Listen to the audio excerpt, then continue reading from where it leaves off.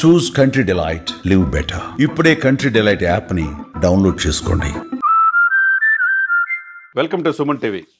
పవన్ కళ్యాణ్కి కట్టప్ప వార్నింగ్. ఇది ఎక్కడంటారా? ఎందుకంటే కట్టప్ప వెన్నుపోటు పొడిస్తే బాహుబలిలో ప్రభాస్కి ఏమైందో చూసాం పార్ట్ 1, పార్ట్ 2లో. అది సినిమా. కానీ నిజ జీవితంలో పవన్ కళ్యాణ్కి వార్నింగ్ ఇచ్చాలన్నా అంత దమ్ము ధైర్యం ఉండాలా? పవన్ కళ్యాణ్ స్థాయి కట్టప్పదా అంటే అంత లేదు. ఓన్లీ క్యారెక్టర్ ఆర్టిస్టుల నుంచి ఏదో ప్రముఖ ఆర్టిస్ట్గా కొద్దిగా తెలుగులో కూడా అవకాశాలు ఇస్తే ఈరోజు బహుభాషా నటుడుగా ప్రకాష్ రాజులాగా అయ్యాడు. సరే, జస్ట్ ఆస్కింగ్ అని పలు సందర్భాల్లో పవన్నే ప్రశ్నించిన ప్రకాష్ రాజు నిన్నటిదాకా కనపడితే, ఇప్పుడు తమిళనాడులో ఎప్పుడైతే పవన్ కళ్యాణ్ గారు అడుగు పెట్టారో హిందూ సనాతన ధర్మం కోసం ఒక మురుగన్ మహానాడుకు హాజరయ్యి లక్షలాది మంది ఆ జనంలో వాళ్ళను ఉద్దేశించి నేనున్నానని ఒక భరోసా ఇచ్చేదలికి ఒక్కసారిగా ఉలిక్కిపడ్డారు. ఎవరు? తమిళనాడులోని కొంతమంది క్యారెక్టర్ ఆర్టిస్టులు. దాంట్లో కట్టప్ప ఒక వ్యక్తి. తమిళనాడులో మతాల్ని రెచ్చగొట్టేట్టు చేస్తే చూస్తా ఊరుకోమని చెప్పి అన్నాడు. ఏం చేస్తాడు మరి పవన్ కళ్యాణ్ గారిని? ఏమైనా చేయగలడా అంటే కేవలం మాట. అవతల స్టాలిన్ మెప్పు కోసం మనం చూసిన అంశమే. ఎందుకంటే ఒక పార్టీ పెట్టి తమిళనాడులో రాజకీయాలు మారుస్తానన్న వ్యక్తి ఆయన గెలవలేకపోయాడు. చివరికి కమల్ హాసన్ గారు ఏమైంది, ఒక రాజ్యసభ సభ్యుడిగా అధికార పార్టీకి కొమ్ము కాసే పరిస్థితి వచ్చింది. ఇంకొక వ్యక్తి అయితే జస్ట్ ఆస్కింగ్ అని కనపడతాడు తప్పితే, మోదీ గారి విధానాల వ్యతిరేకంగా మాట్లాడాడు తప్పితే, అతని సినిమాల్లో నటుడు తప్పితే నిజ జీవితంలో సక్సెస్ఫుల్ నటుడు కాదు. అది ప్రకాష్ రాజు.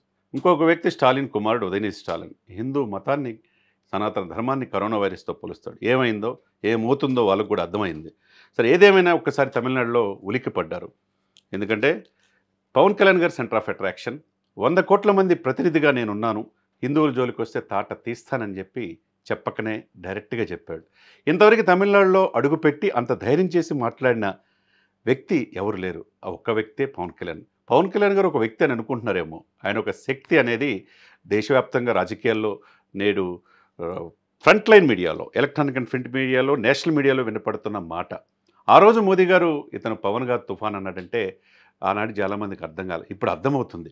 మరి కొద్దిమంది అర్థం కాని ప్రకాష్ రాజులు, కట్టప్పలు ఏదో మీడియాలో కనపడడానికి ఐడెంటిటీ క్రైసిస్ కోసం అటువంటి వ్యక్తిని ఆ స్థాయిని విమర్శిస్తే నన్ను కూడా మీడియాలో చూపిస్తానని మాటలు తప్పితే అది సినిమాలకే పరిమితం తప్పితే పవన్ కళ్యాణ్ అంత స్థాయి కట్టప్పది కాదు అని జనసేన సైనికులు, వీర మహిళలు, అనేక విధంగా కూటమి అభ్యర్థులు, తర్వాత బీజేపీ నాయకులు అంటున్నారు. ఎందుకంటే అతను ఒక వ్యక్తి కాదు, వ్యవస్థగా మారాడు. వ్యవస్థగా మారినప్పుడు నీ విధానాలు వ్యతిరేకించినప్పుడు నువ్వు మాట్లాడాలి. అంతేగాని అక్కడ ఆయన మాట్లాడింది ఏంది? లక్షలాది మంది హిందువులకి దాడులు జరుగుతున్నాయి. లౌకికవాదం ముసుగులో హిందూ దేవాలయాలు, హిందూ దేవతల పట్ల అసభ్యంగా మాట్లాడిన వాళ్ళని ఏమి అనే చట్టాలే లేవు. హిందూ సనాతన ధర్మ రక్షణ కోసం పరీక్షించే బోర్డు లేదన్నాడు. మీరు అడగటం తప్ప? ముస్లిమ్స్కి వక్ బోర్డులు ఉన్నప్పుడు, క్రిస్టియన్లకి మిషనరీలు ఉన్నప్పుడు హిందువులకి ఒక బోర్డు కావాలంటే తప్ప, నేనున్నాననే భరోసా అక్కడ మురుగన్ భక్తులకి ఇవ్వటం తప్ప ఆయన చేసిన తప్పు. ఒకవైపు అన్నామలై, ఒకవైపు పవన్ కళ్యాణ్ గారు. తమిళనాడు ఉన్న అసలు ఒక్కసారిగా ఉలిక్కిపడ్డారు. ఇంత చైతన్యం ఎందుకు వచ్చింది? బీజేపీ వైపు ఎందుకు తమిళనాడు ప్రజలు చూస్తున్నారని చెప్పి ఈ కట్టప్పరూపంలో కొంతమంది ప్రశ్నించినంత మాత్రాన పవన్ కళ్యాణ్కి పోయేదేమి లేదంటున్నారు. కట్టప్పనే అందరూ విమర్శిస్తున్నారు. కాబట్టి పవన్ కళ్యాణ్ గారి అంత స్థాయి కట్టప్పది కాదు అని ఆయన కూడా ఆత్మపరిశీలన చేసుకుంటే మంచిది. మరి ఆయన్ని కాదని చెప్పి తెలుగు సినిమాల్లో నీకు రేపు క్యారెక్టర్ దొరికే అవకాశం ఉందంట, ఉంది అంటే అది కూడా తక్కువే. కాబట్టి ఎవరితో మాట్లాడాలి, ఏం మాట్లాడాలి, భాష ఎలా మాట్లాడాలి అనేది నేర్చుకోవాలా. అతను చిరంజీవి గారి సోదరుడు. చిరంజీవి గారి సోదరుడు కంటే చిరంజీవి గారి బిడ్డతో సమానం. ఆయన అన్నను చూసి ఎలా బతకాలో నేర్చుకున్నాడు. సినిమాలు చూశాడు. సినిమాలు కాదు నా విధానం, ప్రజల కోసం సేవ చేయాలనుకున్నాడు. ఈరోజు రాజకీయ పట్టి పెట్టాడు. దశాబ్దం పైన పోరాడాడు. ఎక్కడ గెలిన వ్యక్తి 100% స్ట్రైక్ రేట్తో దేశ రాజకీయాల్ని శాసించే స్థాయిలో ఉన్నాడంటే, దక్షిణ భారతదేశాల నుంచి మోదీ గారికి ఒక దత్తపుత్రుడిగా కావచ్చు, ఒక ట్రబుల్ షూటర్గా పవన్ కళ్యాణ్ గారు కనపడుతున్నాడంటే అది వీళ్ళకి కనపట్టలేదా? కట్టప్ప, నువ్వు సినిమాల్లోనే కట్టప్ప.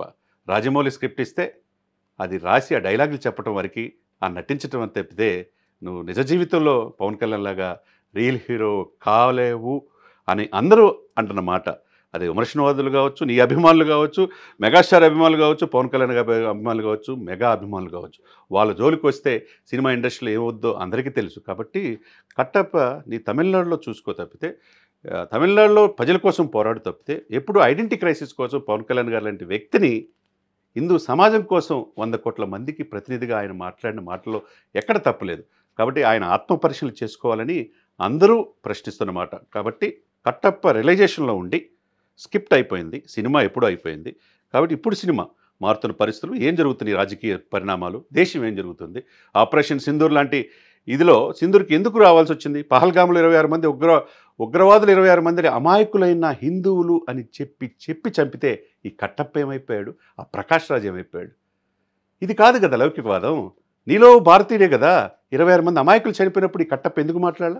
ఇప్పుడు పవన్ కళ్యాణ్ గారు మాట్లాడే తల్లికి ఒక్కసారిగా ఉలిక్కిపడి తమిళనాడు రాజకీయాలు పూర్తిగా మారుతాయనే భయంతో కట్టప్ప వార్నింగ్ ఇచ్చేది ఏంటండి? కాబట్టి అందరూ అంటున్న మాట ఒకటే, కట్టప్ప నీ స్థాయి నువ్వు తెలుసుకో అంటున్నారు. కాబట్టి ఇకనైనా ఆయన తెలుసుకొని సినిమాలో క్యారెక్టర్ ఆర్టిస్టులు చేస్తే బాగుంటుంది అనేది అనేక మంది మేధావులు, విశ్లేషకుల మాట. సుమన్ టీవీలో మీ పర్సనల్ అండ్ బిజినెస్ ప్రమోషన్స్ కోసం కింది నెంబర్కి కాంటాక్ట్ చేయండి.